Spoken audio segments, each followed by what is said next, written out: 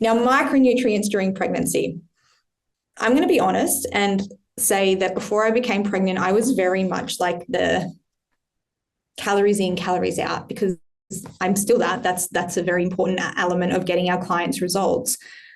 But as a 20-something-year-old trainer, I didn't pay too much attention to micronutrients. I kind of felt that they were a little bit boring, and I really felt like there wasn't anything practical that I could do with them. Like, yes, I knew that these things were important, but how do I bring that into my coaching when I've got a million other things that I'm trying to work with my client? The main thing that we mostly do as coaches is just trying to get them to be adherent to the targets given to them, and then trying to throw in all these other things can complicate it, right?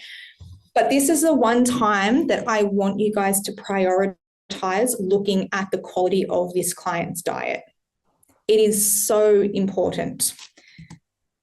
Now, this is a list of some of the important vitamins and minerals, and I would encourage you guys to take a screenshot of this or make sure that you come back to this, because this is extremely important. So certain micronutrients and minerals have a massive impact on the baby, especially their brain development. So folic acid alone, if a woman is not consuming enough folic acid either through their diet or through supplementation, it significantly increases the risk of their baby developing neurological disorders and conditions like spina bifida, which are lifelong conditions that baby and that mum and that child and that adult will have to deal with.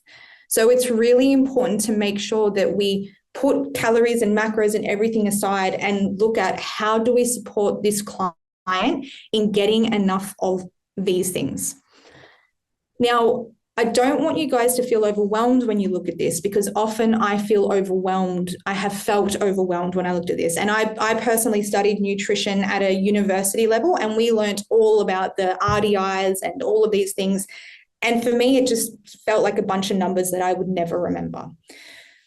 When we look at the difference between a non-pregnant person and a pregnant person, it's very much the same when we're kind of looking at the recommendations in terms of the RDI. There are some things that are higher.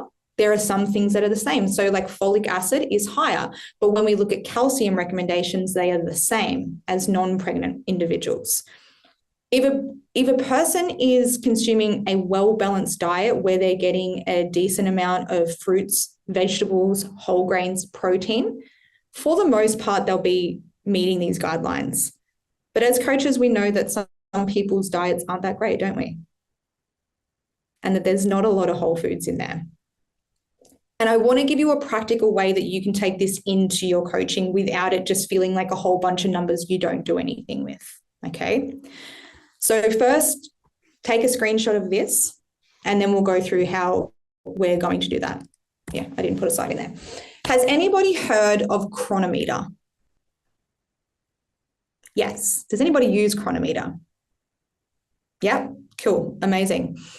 Cronometer is a tracking platform like MyFitnessPal or like Carbon, but the key difference with Cronometer is that it reports your micronutrient and mineral intake as well as your calories and your macros, which I think is phenomenal, okay?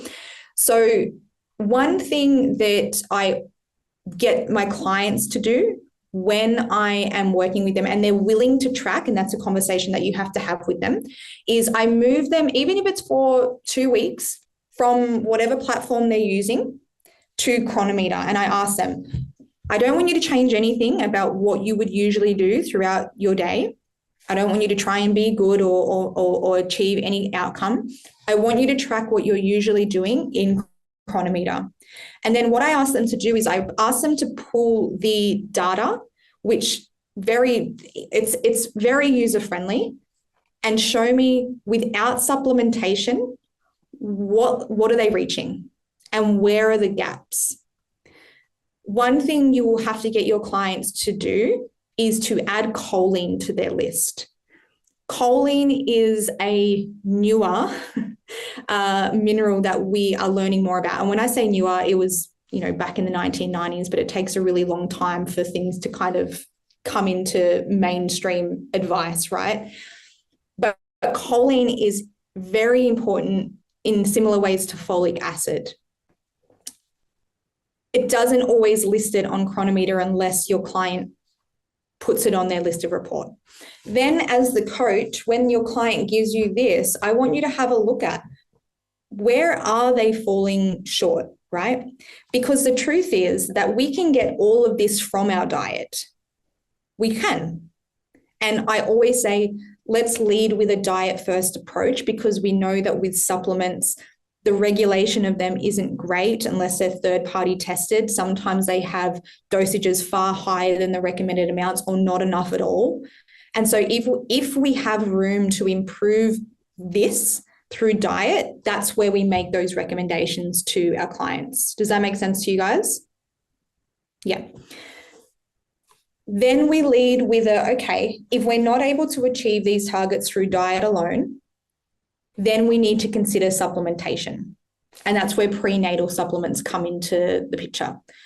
I would recommend all women to be taking a prenatal supplement, especially in the first trimester, when most women are going to experience some level of nausea, some vomiting, but food aversions.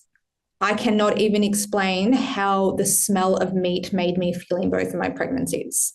I couldn't eat it. Vegetables, I couldn't eat it. It would make me vomit. And so it's really easy to just say, well, it's good for you, consume it.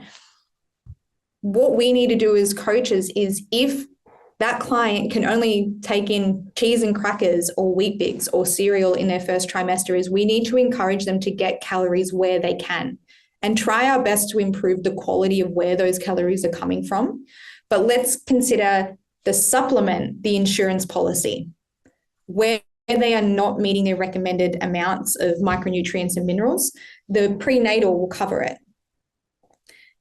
I would love to go through in a separate session with you guys how to choose a prenatal supplement. And one thing that we actually haven't announced yet is that we are launching a pre and postnatal program through Clean Health. So it's going to be nutrition and training, where we go into a lot of these things in depth, like choosing how to choose a prenatal supplement for your client, because they're not all one in the same, and not all clients require the same prenatal vitamin. And I'm going to tell you the main reason why. So when we look at prenatal vitamins and you compare a number of different ones, you will notice different dosages of certain minerals. You will notice that some prenatals don't include certain things where others do. Some include a higher amount, some include a smaller amount. And that is because certain minerals compete with the absorption of other minerals or vitamins. And I'll give you an example. Iron competes with the absorption of calcium and zinc. So if your client has a prenatal vitamin that contains iron, but they're not getting enough calcium or zinc, that could potentially be a problem. And if your client doesn't have anemia, or they don't have low levels of iron, but they're experiencing a lot of constipation or a lot of nausea from their prenatal, it could be because of the iron. And so what we need to do as coaches, and don't let this overwhelm you guys, because this is just second nature to me now. It's very easy. I take the data from Cronometer, I see what they're deficient in, I look at their prenatal, and I think, is there a better way that we can be doing this? And that is super powerful for you as the coach, because they're not going to get that anywhere else. And that level of attention to detail with these clients will impress them, and they will feel safe with you if you're able to do that.